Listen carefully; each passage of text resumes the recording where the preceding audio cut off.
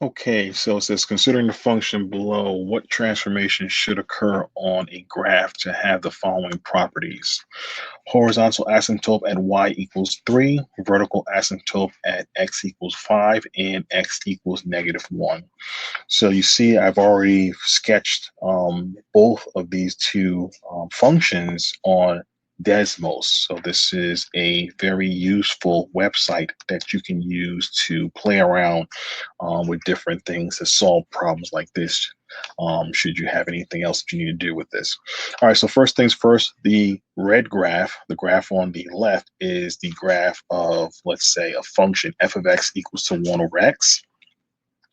And the right graph is a little bit more complicated. All right. And that right graph in blue satisfies your information here. It has a vertical or has two vertical asymptotes located at x equals 5 and x equals -1. I've labeled them already for you.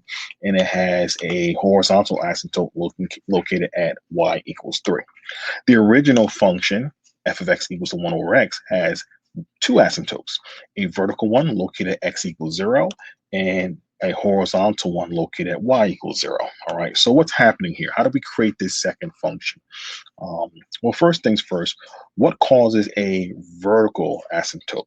Well, what causes it is the bottom of a fraction. Whatever causes the bottom of your fraction to be 0 creates a vertical asymptote. So in this case, with this simple 1 over x expression, if x is 0, you have a issue because you can never divide by 0 in math. So that's why x equals 0 is a vertical asymptote. So with that said, let's go over here to our blue function, and I'll call it g of x so that it's different. Our blue function has two vertical asymptotes. That means it has two things that create 0 in our denominator. All right, so the first thing is related to -1. Okay, well, if x is -1, then I have to add something to -1 to get 0. So that means if I were to put x plus 1 and x is -1, -1 plus 1 is 0. So that means I have an x plus 1 in my denominator. Same idea with my second vertical asymptote. I need to have x plus something that gives me 0. In this case, x plus a -5 or x minus 5, so that when I put in a 5 for x, 5 minus 5 is 0. So these two items have to be on denominator to create two vertical asymptotes. That's where I got that from. Okay. So I can put a 1 in my numerator, just like I have for my original function, a 1 in my numerator. However, I did not create this. Okay, so this function as it's written still has its horizontal asymptote located at y equals 0, just like this one has a horizontal asymptote located at y equals 0.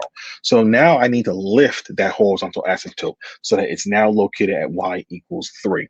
How do I lift the entire function up? Well, I add 3 on the outside of the function. Okay, so these two items create the two vertical asymptotes, and I can lift the horizontal asymptote up 3 units to create the horizontal asymptote now located at y equals 3. So if you were to graph this very, very carefully in Desmos, exactly as you see it written, you would get my blue graph here. Okay, so that answers your question, and take care.